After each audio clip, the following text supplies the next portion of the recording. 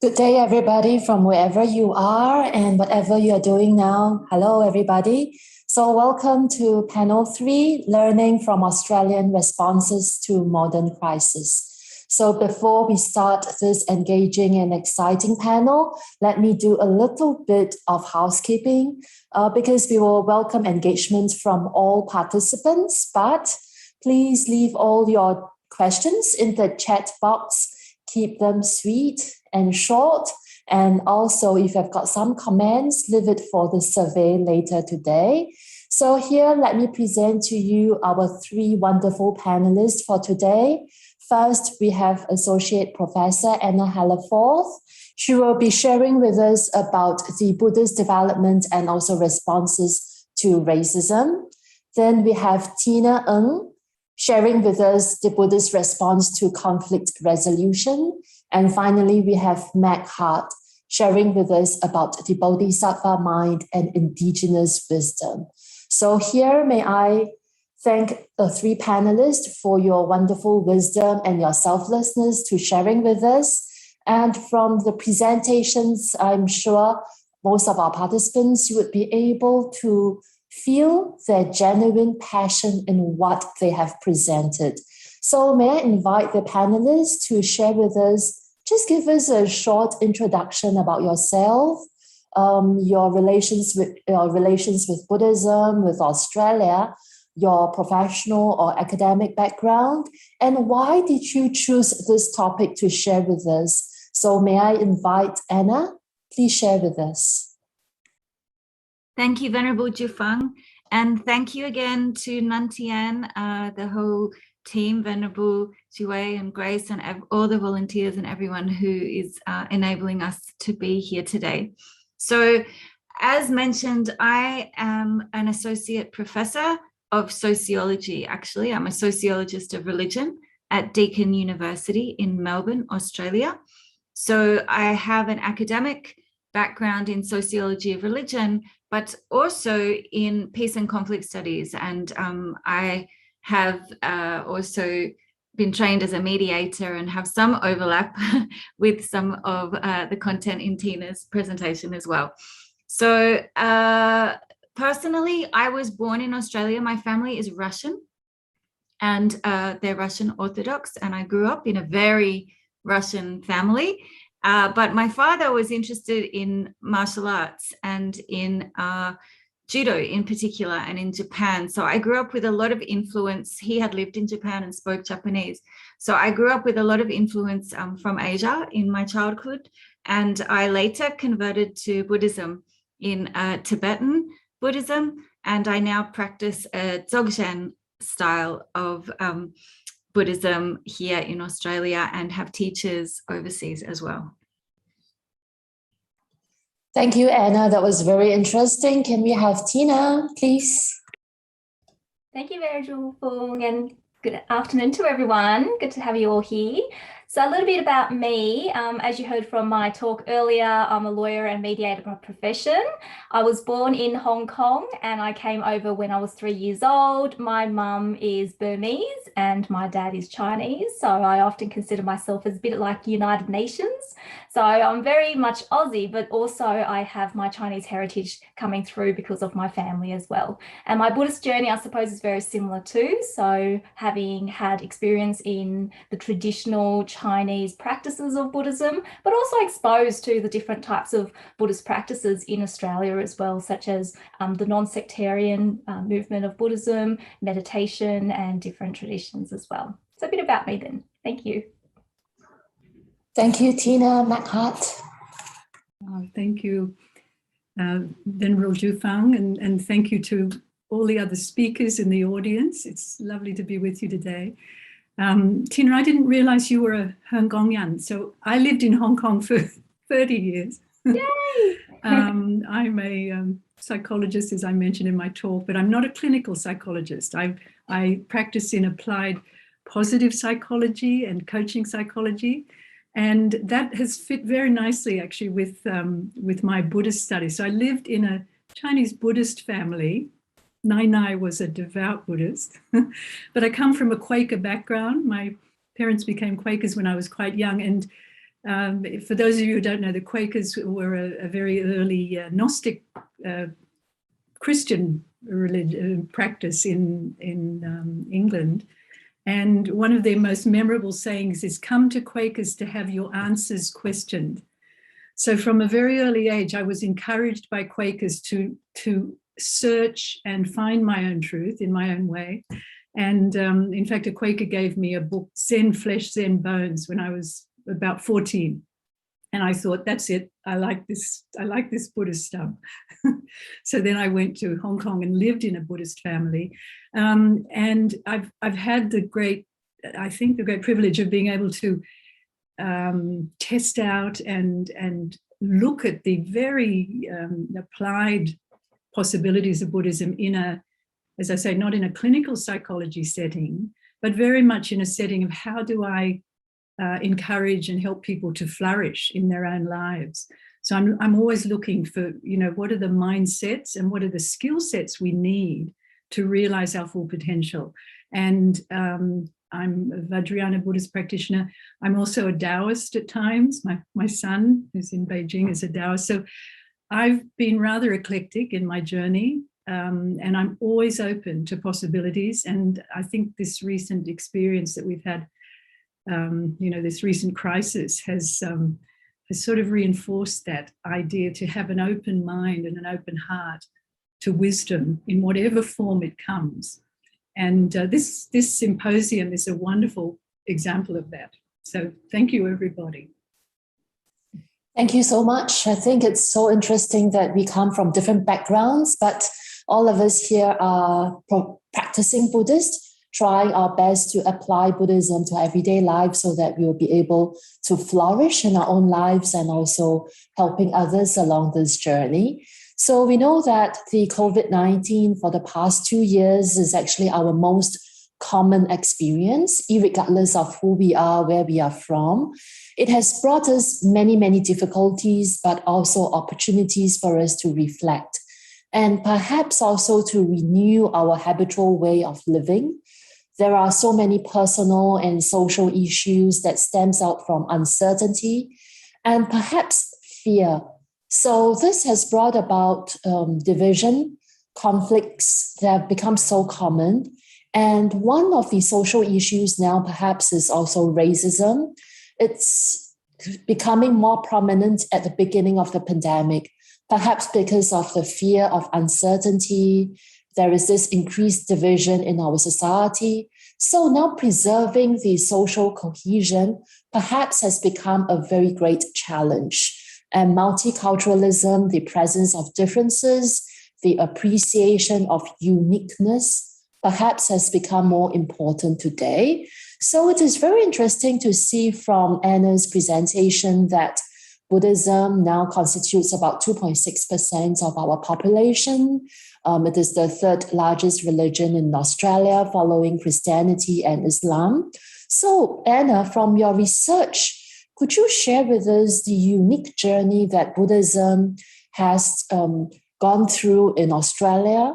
And how has this development of Buddhism, has it integrated into the land that we stand on today and with the people whom we lived with? Or rather, how has Buddhism adapted to Australia and perhaps responded to racism? I think from all of us here today, we have about 120 participants. We come from different backgrounds, different cultures, all of us in this common Zoom room today. Racism is something that is in the center of our heart. So may I invite you to answer this question? Thank you.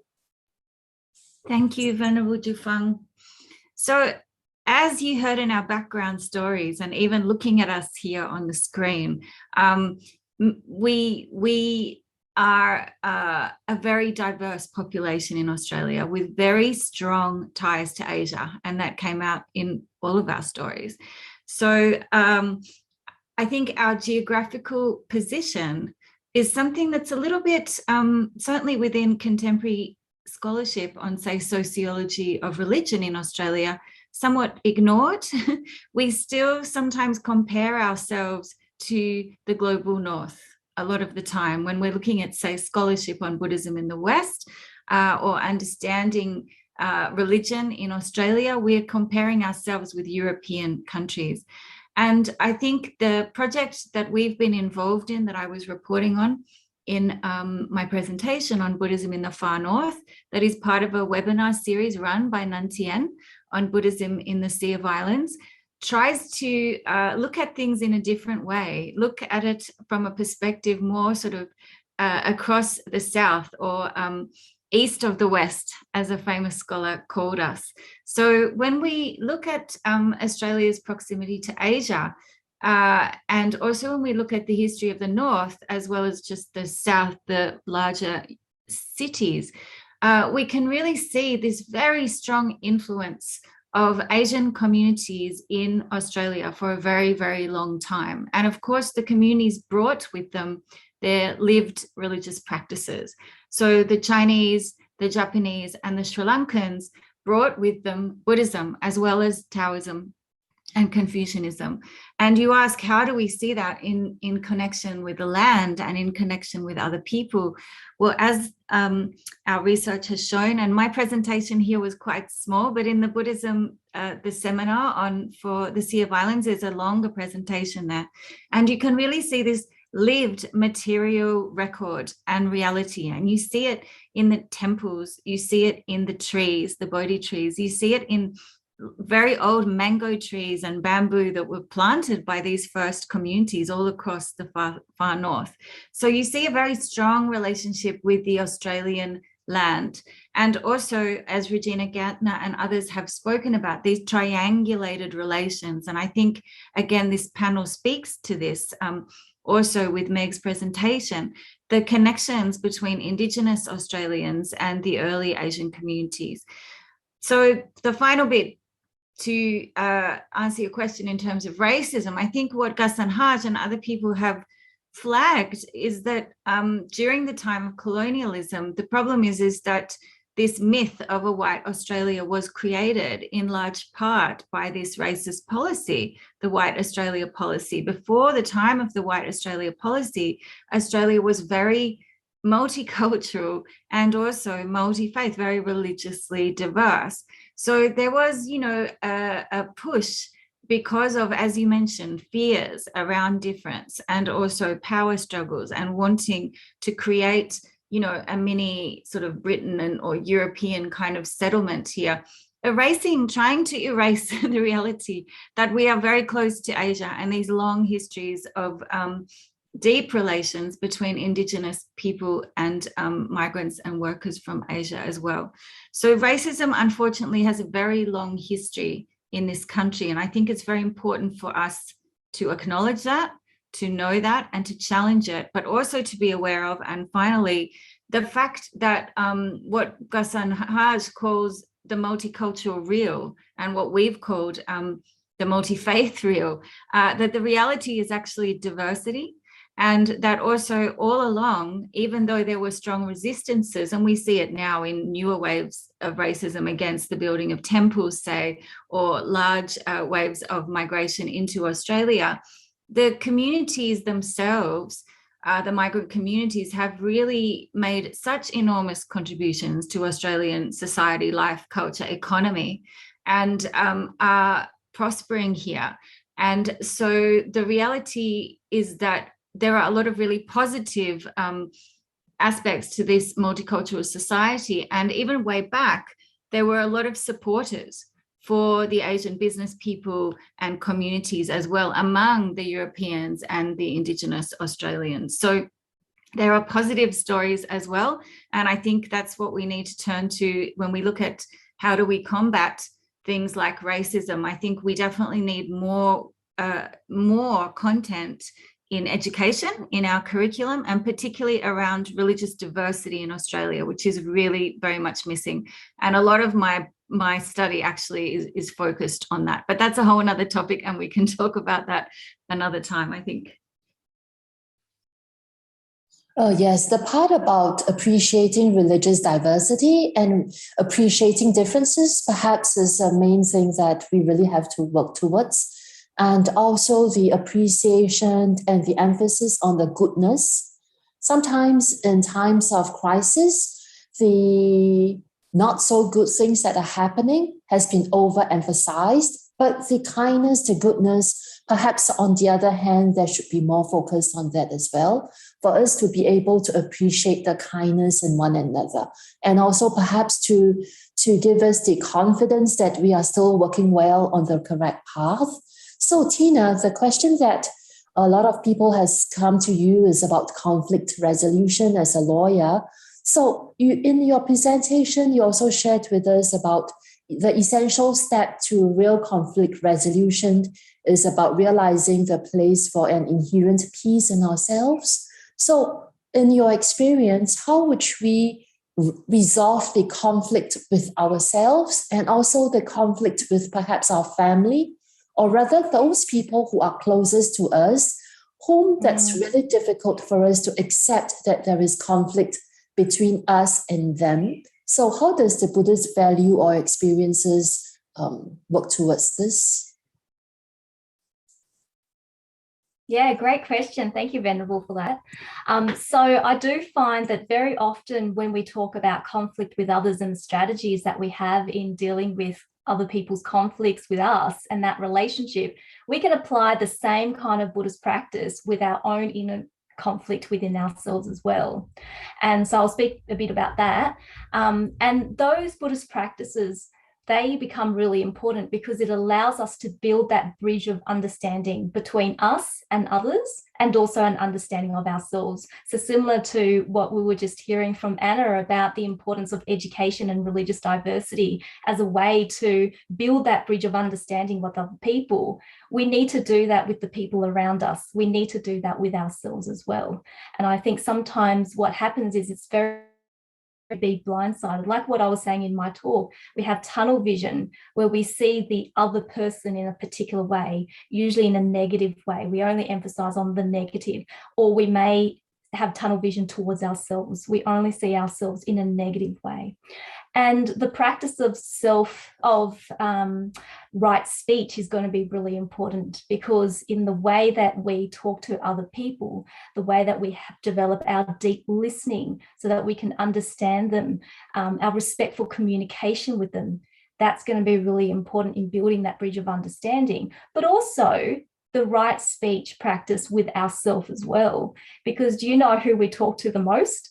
It's actually ourselves. So it's that self-talk, and identifying with our self-talk. Is that self-talk something that is conducive? Is it something that is negative? Is it wholesome? Is it skillful? Is it not skillful? And then really working with that, because as we keep talking to ourselves, if all we're hearing from ourselves is, I'm not good enough, I am this or I am not that, then that really can affect us. And then because it affects us, it affects our relationships with other people. So self-speech, right speech, right understanding in that way is very important.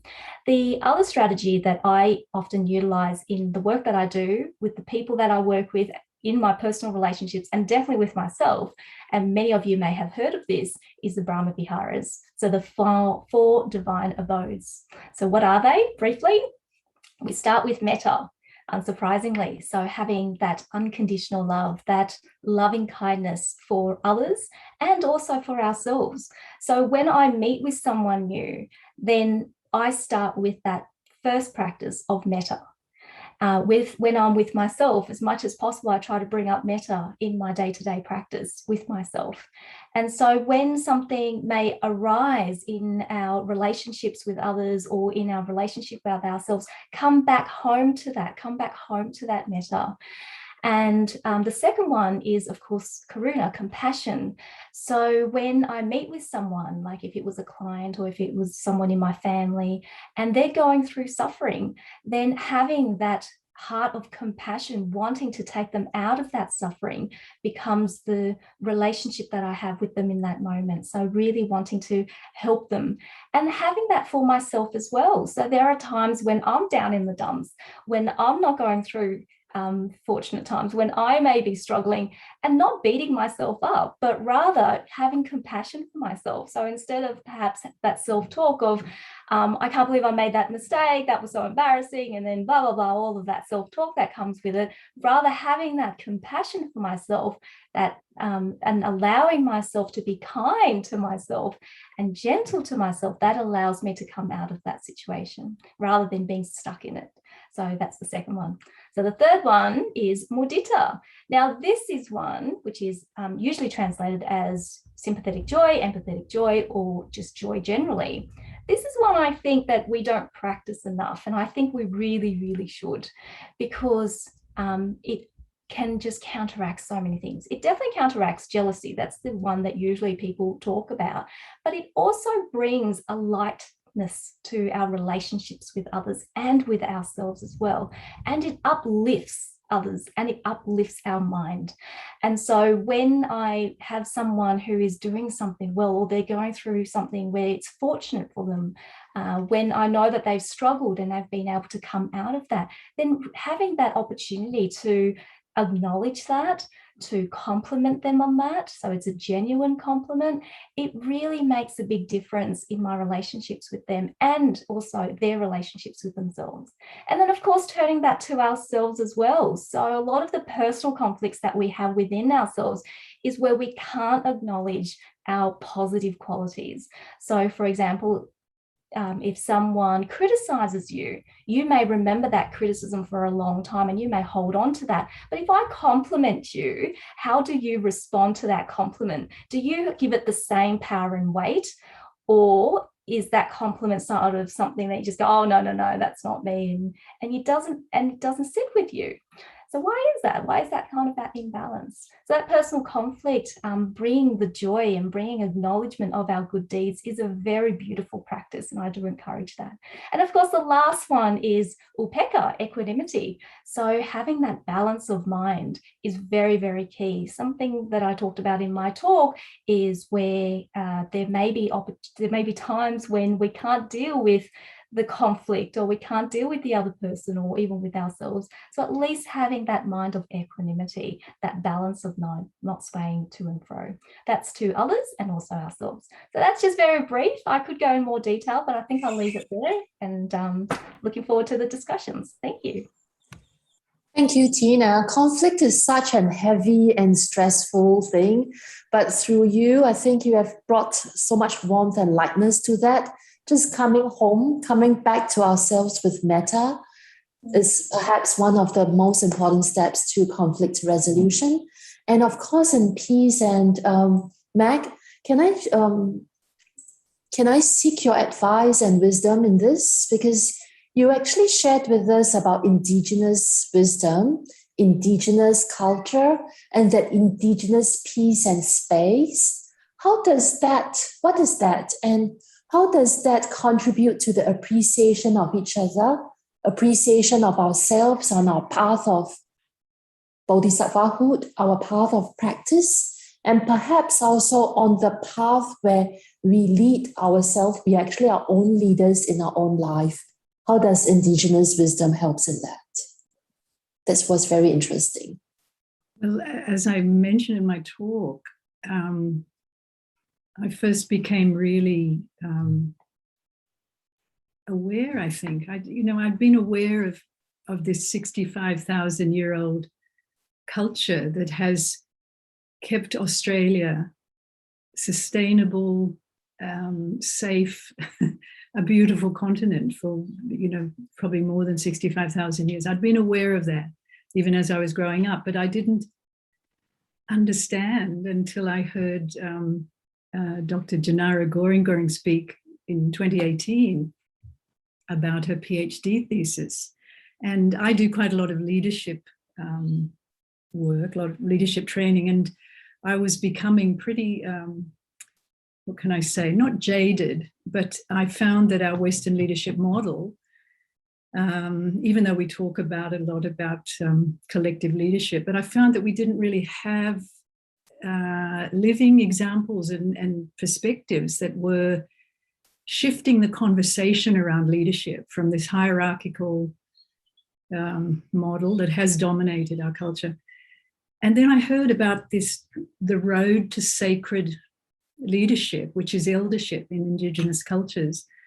And my understanding is that this has been a way of educating children as well as developing leaders in Aboriginal culture that has been tried and tested for thousands and thousands of years and has actually produced a culture of wisdom and ecological consciousness.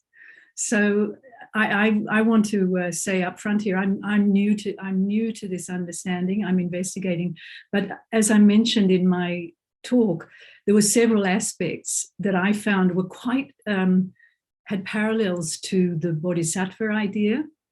You know, the Bodhisattva as being a Buddha in the making, and someone who's aspiring to be a more conscious human being. And particularly the concept of bodhicitta, which is at the core of that. And I think, again, as I said, as a Buddhist psychologist, I found that very helpful because the idea, bodhicitta is a motivation, you know, may I be beneficial to all beings, not just me. So just that alone is a powerful stimulus for us to expand our view, and then that expands our behavioral repertoire. So I was looking at bodhicitta as motivation, as method, and as a result that we get from just continually reminding ourselves, hey, it's not just about you. You know, you belong to humanity. You're part of a huge family of humanity. And then I found in the Indigenous wisdom that these practices have been going on for thousands of years. And so I mentioned Kanini. I'm just going to repeat that. That's the law of harmony and unconditional respect for life. And it's a thread of connectedness that from the individual to the family to country that has threaded through Indigenous culture all these years. And then there's the idea of, and I found that very similar to interdependence, you know, the notion of interdependency. Dadiri, you know, the deep listening that comes from being in the silence of the bush or the desert. Well, that's not dissimilar to the notion of mindfulness meditation, you know, deep, quiet, settling the mind and tuning in to a larger reality. And then Jungkunku, which I thought was brilliant, is the shared caring and restraint that makes sure you don't leak your anger and your negativity into the community.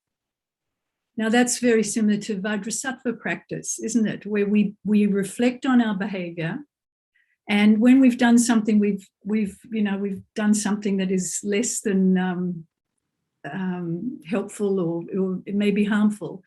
We actually reflect on it, not in a sense, not with guilt, not with bashing ourselves up. As Tina said, we've got to learn compassion, and it's got to begin with us. We have a tendency in Western culture to, apply guilt. And then once we're in the guilt zone, we're very limited in what we can do to change our behavior. But Jungkunku, I found, is very similar to Vajrasattva practice, where you acknowledge, yeah, I screwed up, that wasn't a good thing to do. And then you make a commitment. I'm going to learn from this. I see that wasn't effective. That wasn't skillful means. And so next time similar situation arises, may I have that split second? And we know from neuroscience that we've got about 90 seconds between when the amygdala hijack kicks in and just goes into fight or flight and anger, and our frontal cortex says, whoa, wait a minute, calm down, do something else this time. Now that to me is what we, in our meditation practice, we're training our minds to expand that gap, that little space where we can consciously decide on the next action. And so we use a meditation practice. Indigenous people had dadiri, they had this listening, deep listening. And the most important sort of framework for that was country. And it's taken me a long time to understand what country. I've heard it. I've heard Indigenous friends speak about country, but I didn't understand what this country. Country is Mother Earth, you know, the land as teacher, as nourisher, as encourager.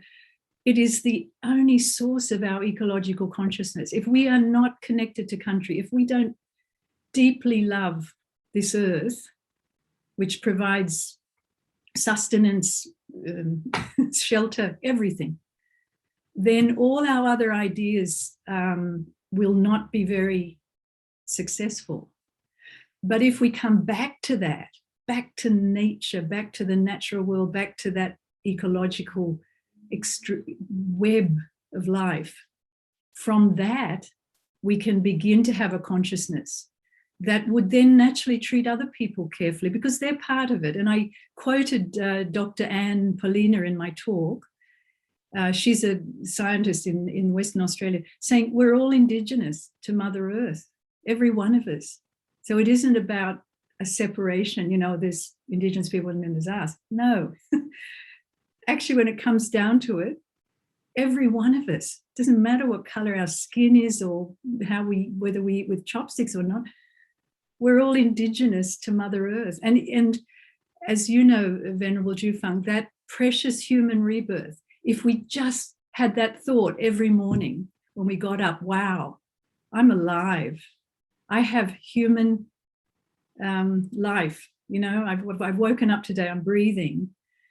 If we really, really got that at a deep level, the preciousness of that, the extraordinary gift, the word gift was mentioned quite a few times in the last talk. If we understood that gift of life that we have, then I think we might also feel more respectful, more patient perhaps, and all those lovely parameters, you know, more generous, more patient, more wise towards others.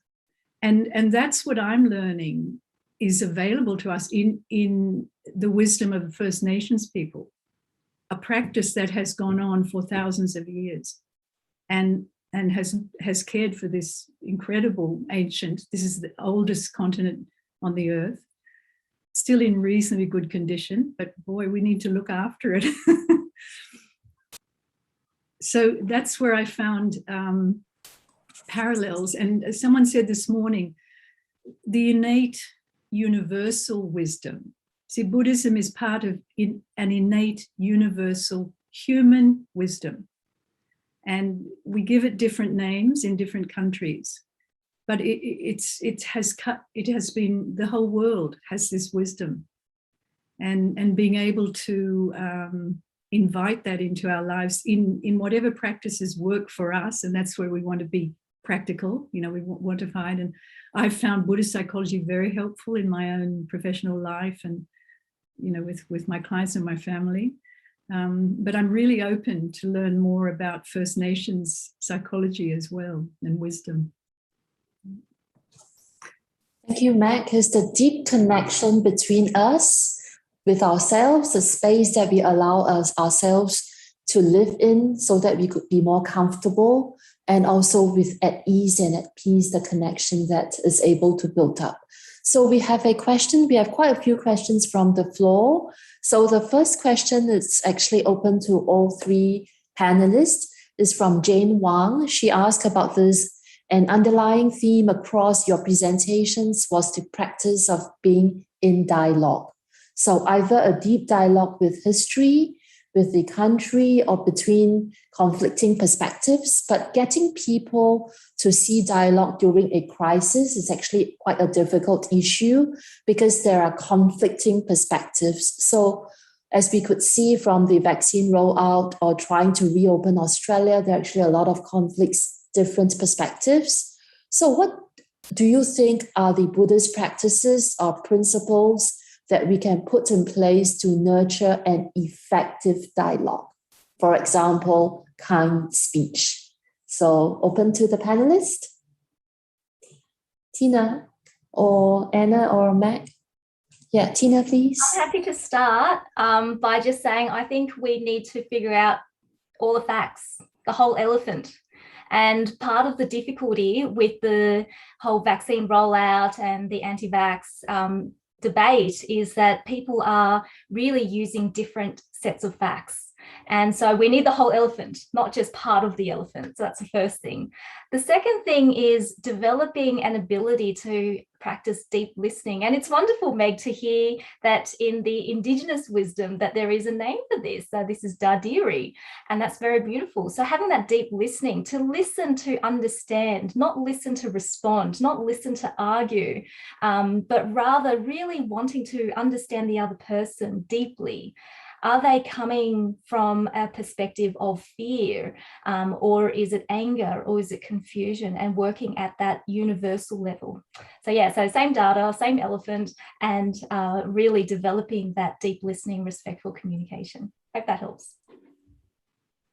Thanks, Thank you, Tina. Yeah, Matt, please. I'm also learning, because in my family we have some different views about various things, and I'm learning, yes, deep listening first of all, and then secondly, not trying to change other people's views.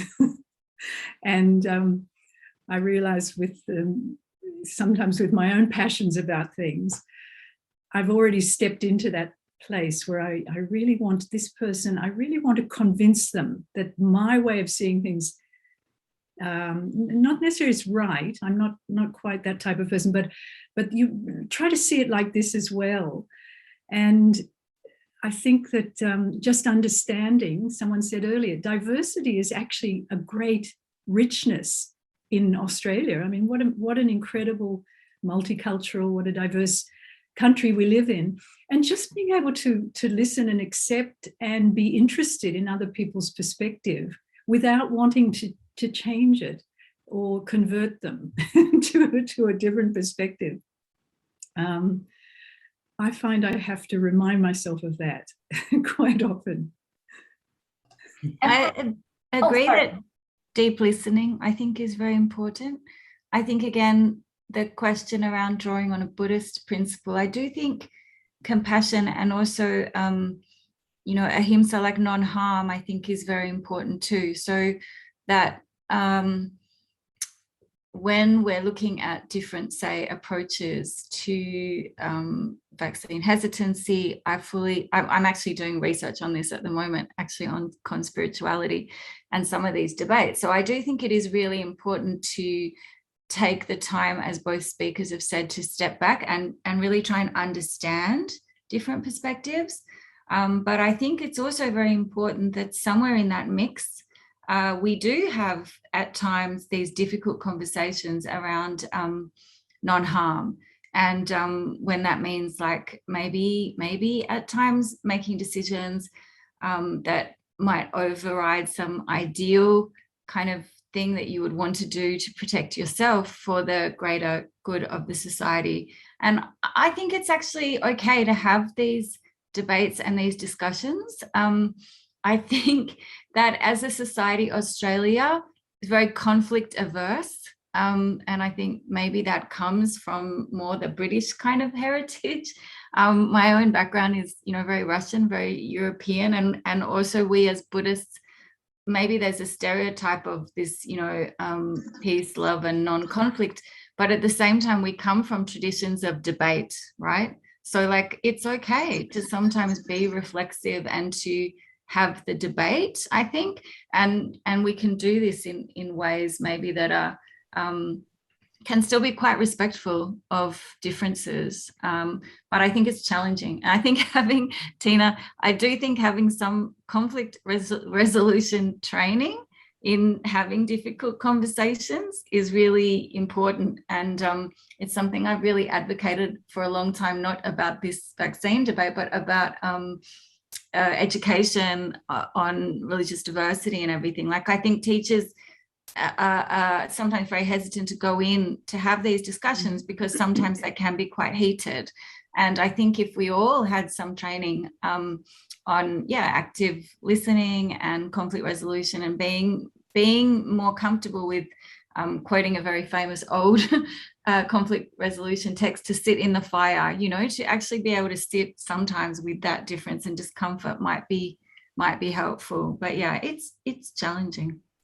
Another way to look at conflict resolution, I prefer the term conflict transformation, because as you say, Anna, conflict is natural to human life. We have different views.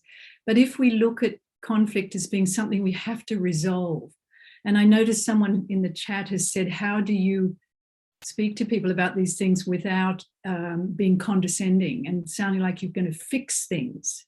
You see, this is the challenge that we have, because none of us have the answer. We all have a piece of the truth to bring to a situation. And so to me, what we can use conflict as a catalyst for transforming not just other people's point of view, but our own. And that, I think that, to me, that's the great potential of crises and conflicts that we actually can learn very much from them, if we're prepared to listen and not think that, oh, I know how this should end. I know how to fix this situation, because so often we do not know, and so much emerges, and someone talked about complexity theory this morning. Well, we know that the basis of complexity theory is the emergent nature of the conversation. And the quality of the conversation affects the quality of the whole system. So having good quality conversations is a really important practice. And I think it's very much part of Buddhism. The Buddhist practice is, to have a respectful, high quality conversation with someone, which does mean listening to their point of view and not trying to convert them to any particular perspective.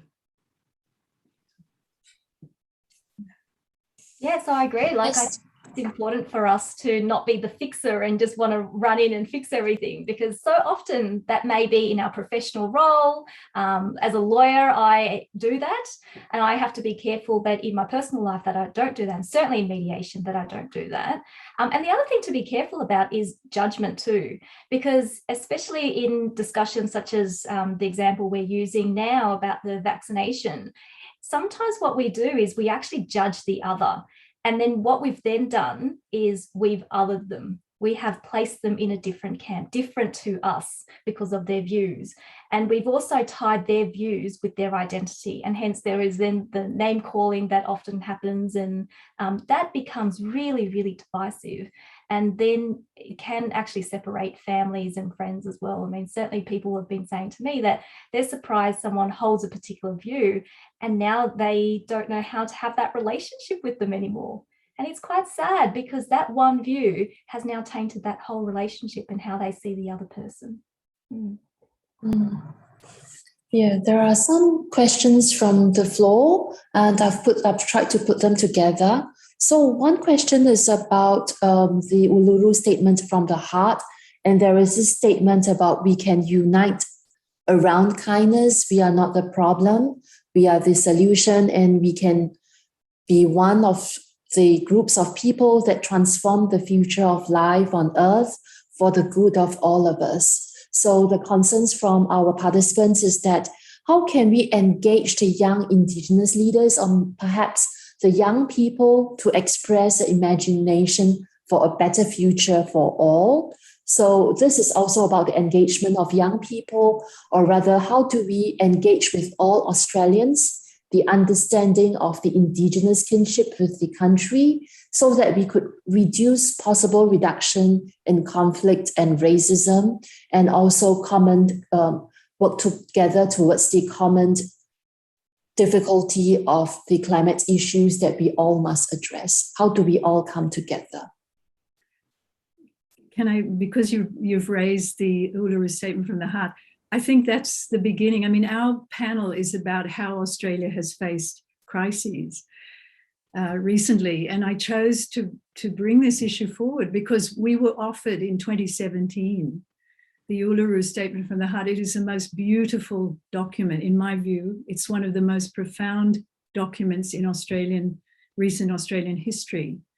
And it was an offering from First Nations people to the whole of Australia to use the word makarata, to come together after conflict to find our common humanity and to find a way forward through truth telling. We've got to tell the truth. We've got to tell the story, and people need to be heard. Everybody needs to be heard. A bit like in South Africa, the truth and reconciliation process was a powerful process.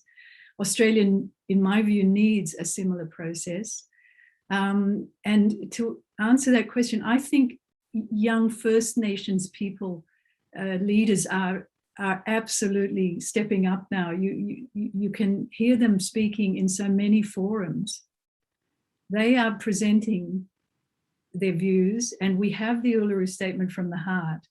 I think it's very much up to all of us to engage with that in whatever way we find useful, just to speak to it or to read it or to understand what is being offered there, even just to go to the website and see the statement.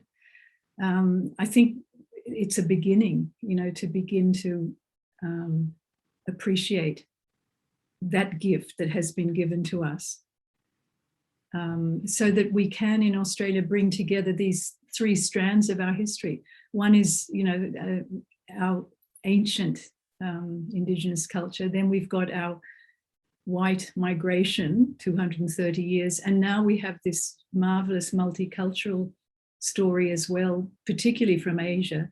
So we've got the potential in Australia for a very rich new story.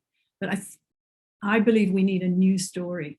The old story is not going to cut it anymore. And I find that that's what young people are questioning. They're questioning that story now, the myth. Anna mentioned the white Australian myth. It's no longer a valid story for 2021 Australia.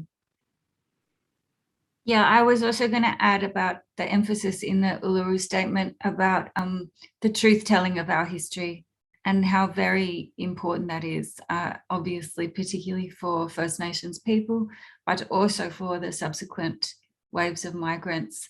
And the other thing, what is quite profound to me, is the emphasis in that statement on the heart. And I think we see this too in Buddhism. It's one thing that particularly attracts me now to Dzogchen Buddhism, this emphasis on the heart and on what Longchenpa calls, the heart drop, like that dropping into your heart. You see and experience everything so differently. And I think a lot of contemporary sort of Western Buddhism is very mind focused and bifurcates the mind from the heart mind, which Meg also referred to, that coming together of the heart and the head and intuition and what some Indigenous leaders call, knowing, a deep knowing. And I think from my Indigenous colleagues, I've also learned a lot in the past year or two about the importance of not just reconciliation or not just, what's that word? There's a word I really don't like, when you're kind of resilient, to suffering, but it's about healing.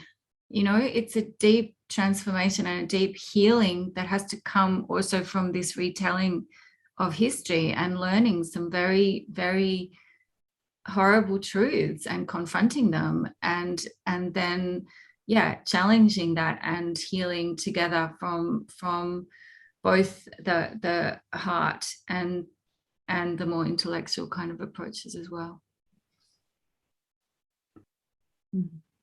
I think, Anna, just to pick up your point, the healing is as much for us, the colonizing culture, as it is for Indigenous people. I mean, it's our healing, because as long as we're in denial about our history, we can't heal. I mean, that we cannot. And I think that emphasis on truth telling, truth as well. I think even didn't Jesus say that? Seek ye the truth, and the truth shall set you free. I remember that from my Quaker days. And I think it's quite a profound saying, that truth is what sets us all free, which is why in Buddhism, there's such an emphasis on fearlessly facing reality, facing truth, being able to face not just the truth of change and suffering, but the truth of our own awake nature, which we share with all humanity. I mean, every human being, every living being has the seed of an awake consciousness. And yet, if we don't connect with that truth, within ourselves, we can't connect it with other people because we're kind of denying our own reality. This connection with ourselves, the truth in us, and perhaps also the joyful participation in the sorrows of the world. A lot of sorrows have happened and also happiness have happened. Both of them are just two sides of the coin that presents the same reality, the real reality, actually. So there is another question about compassion fatigue, because as we connect with ourselves, being compassionate with passion, how do we overcome this compassionate fatigue? Tina, this is a question for you. Thank you. Yeah, so compassion fatigue as lawyers, I often see this in our profession, and a lot of helping caring professions are the same as well. And I find that there are some lawyers, when they get into compassion fatigue, they go the other way, to the other extreme. And I think it was Meg, you touched on this, which is people getting jaded, right? So they go from one extreme, which is having so much compassion, wanting to help, to the other extreme, which is, well, I need to protect myself. And how I'm going to protect myself is put a wall between me and the person that I'm helping. And then over time, that becomes really jaded and a closed heart. The practice I was talking about earlier with the Brahma Viharas, there is equanimity in that. Now, why equanimity is there is because it balances the other factors, and it balances compassion as well. So if we're not mindful with compassion, it does become compassion fatigue. So having that equanimity where we can still take that step back to help the person as best as we can and not throw ourselves into the situation is really important. So the analogy as a lawyer, if I see a client who's crying in my interview room, then that happens very often when they're telling me about what they're going through. And imagine me as a lawyer starting to cry with them. That's pretty unprofessional, but also I can't help them in that situation. So what I need to do is still hold that space with them so that they know that I have the strength to hold with compassion with them, whatever it is that they're going through, and be able to then advise them and take them forward as well. So I hope that helps. Thank you so much. I think all of you have shared with us really your great wisdom, and they are just so genuine and down to earth. Nothing that's special flying in the air, but something that we could really apply to everyday lives. So we also, as we come to the end of today's session, there is just one last question. As practicing Buddhist, either in your personal spiritual life or in your professional career, how have you applied the Buddhist values into your lives, especially through the COVID experience, living through COVID and living with COVID? So, yeah, your wisdom, please. Who's going to start first? Meg, are you ready? You seem to be ready. Anna? I'm happy to start, and then others can join in, I'm sure. Well, with COVID and the lockdowns and with the restrictions, interestingly, because I couldn't go outside, rather I used that as an opportunity to go inside. So really taking that time to slow down, focusing on my practice. Before, I would be organising a lot of events with other people, so going outside into the world. But then during the lockdown and with COVID, I've used this as an opportunity to build connections with other people instead, and staying connected with each other is quite important, especially when a lot of people were in isolation. So that was one way. The other way as well with what's going on with a lot of my clients in the COVID situation is using this as a time to really reach out and help them as best as we can, but also practicing, just making sure that we're stable. Otherwise, it's hard to help other people when we're not stable. So with our Buddhist practice, remembering it's not just about going out there and helping everyone, but also helping ourselves as well.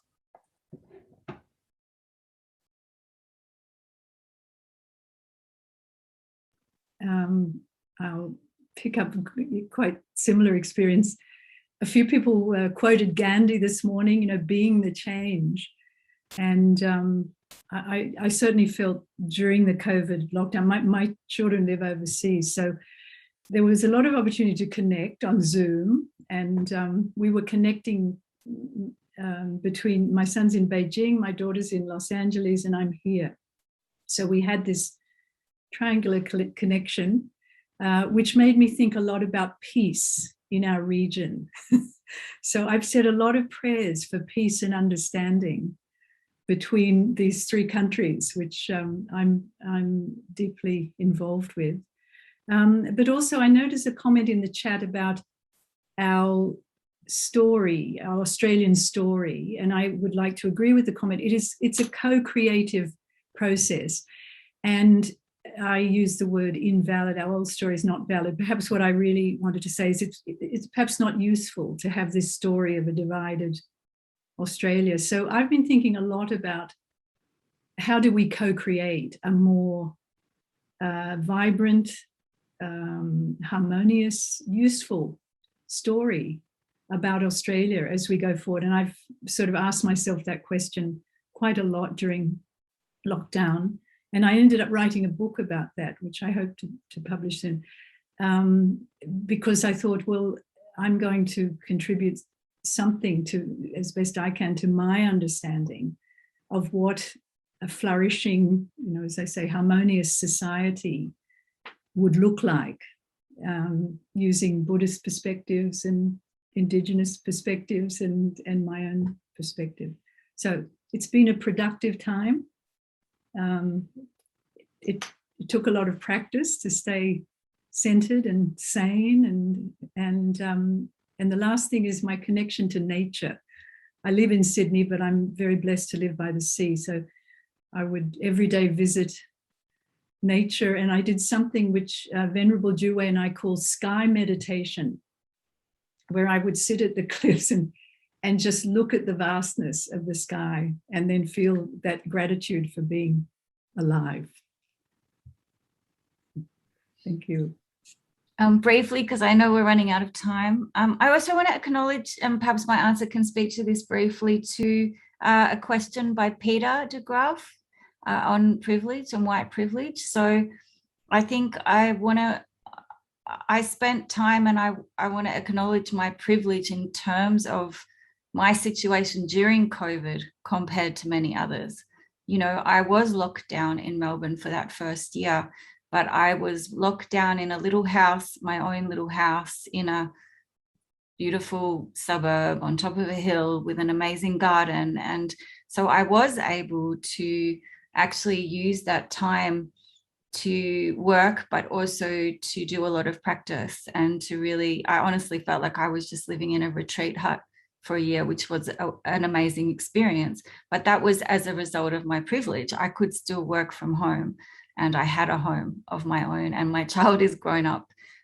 So yeah, I think that the first thing is to also acknowledge the deep, deep suffering that so many people have gone through during this pandemic. And I think also the deep, deep suffering of our environment, of our world.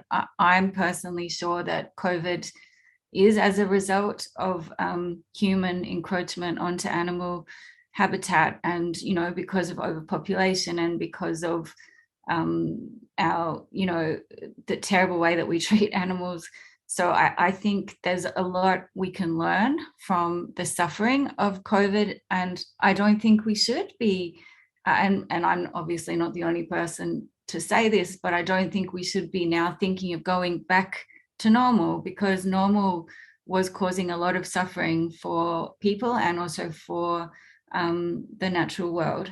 So I think it's an opportunity to reflect on how we live and how we can perhaps try to live more simply and in more connection with one another. But again, even having those thoughts in the way that I have them is a reflection also of my privileged situation. So yes, that would be my and maybe the final thing, we were very lucky that we were doing research at that time on many diverse communities in Australia, particularly in Melbourne and Tasmania. And so we were able to hear from many diverse communities, Chinese, Indian, African, Russian, Afghan, about their diverse experiences. And it has led, I think, to some very important research in terms of not just the suffering of the communities, some of these communities, but also their incredible contribution to healthcare, to essential work, to essential industries, and their strong help of one another, religious communities such as the Sikhs, the kind of work that they did for people in the towers in Melbourne, for example, et cetera, and during bushfire relief. So yeah, we've been able to document both the difficult things, but also humans really rising up and showing their best and helping one another at a time of crisis. Thank you very much for your wisdom and also sharing with us, and also the gratitude that has brought us forth throughout this pandemic and also our common journey. So perhaps we are all here co-creating our wonderful story, a collective goal. Our institute here is called Nantian Institute. Nan means south. Tian means the heaven or the paradise in the Chinese language. So the Venerable Master, who's also our founder, his idea for giving us this name Nantian literally means that we are living in the paradise of the Southern Hemisphere. So I think in our panel today, learning from Australia responses to modern crisis, it has somehow totally related to the name Nantian. Hopefully we are all here through the crisis, through our compassion, through our wisdom, we would be able to live, or rather we will be able to live in the conditions of happiness, more compassion, less anxiety, more generous, more cohesive, and of course, a more harmonious society. Of course, if enough of us want this kind of society, then we will become this kind of society. The progress of us getting there is perhaps well underway, but the big thing is that we should not lose heart, co-create our humanistic future. So thank you very much, and all the best to everybody. All the best to you. Hope you have happiness and peace. Thank you. Thank you to the panelists and all the participants. So here we have a questionnaire for you. Please also share with us your experience or wisdom so that we could have a better panel the next time. Kindly scan the QR code and fill in the questionnaire for this session. Thank you very much.